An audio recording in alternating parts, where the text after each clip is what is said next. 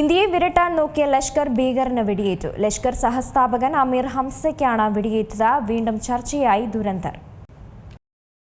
പാകിസ്ഥാനും അതുപോലെ അവിടെയുള്ള ഭീകരർക്കും ഒരുപോലെ തലവേദന സൃഷ്ടിക്കുകയാണ് ഏറെക്കാലമായി അവരെ വേട്ടയാടുന്ന അജ്ഞാതൻ. വീണ്ടും അജ്ഞാതരുടെ വെടിയേറ്റ് മറ്റൊരു ലഷ്കർ നേതാവ് കൂടി കൊല്ലപ്പെട്ടിരിക്കുകയാണ്.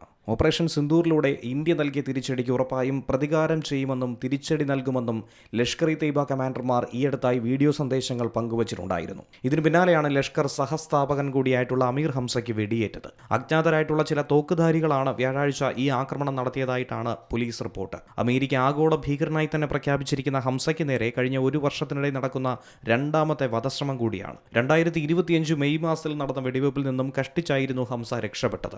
ലഷ്കർ ജെയ്ഷെ മുഹമ്മദ് ഭീകരർ വെടിവയ്പിൽ കൊല്ലപ്പെടുന്നത് ഈയിടത്തായി നിരന്തരം ഇങ്ങനെ ആവർത്തിക്കാറുണ്ട്.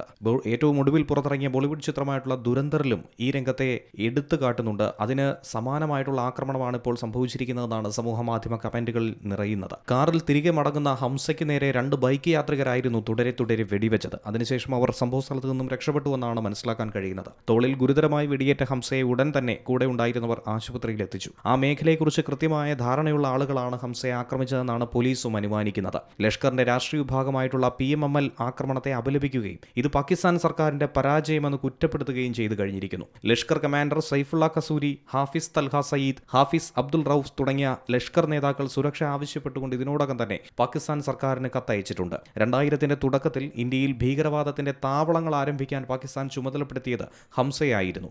ഇന്ത്യൻ രഹസ്യാന്വേഷണ വിഭാഗം ഇയാളെ തേടി നടക്കുകയായിരുന്നു. ഏറെ നാളായി ഇയാൾക്ക് വേണ്ടി വലവിരിക്കുകയായിരുന്നു. 2005 ബംഗളൂരുവിൽ ഇന്ത്യൻ ഇൻസ്റ്റിറ്റ്യൂട്ട് ഓഫ് സയൻസിന് നേരെ നടന്ന ആക്രമണത്തിൽ പങ്കാളിയായ ഭീകരരിൽ പ്രധാനി കൂടിയാണ് ഹംസ. 2012 ഹംസയെ അമേരിക്ക ആഗോള ഭീകരനായി പ്രഖ്യാപിച്ചത്. അഫ്ഗാൻ മുജാഹിദീൻ എന്നറിയപ്പെടുന്ന ഇയാൾക്ക് ലഷ്കർ മേധാവി ഹാഫിസ് സയ്യിദുമായി ഏറ്റവും അടുത്ത ബന്ധമാണ്.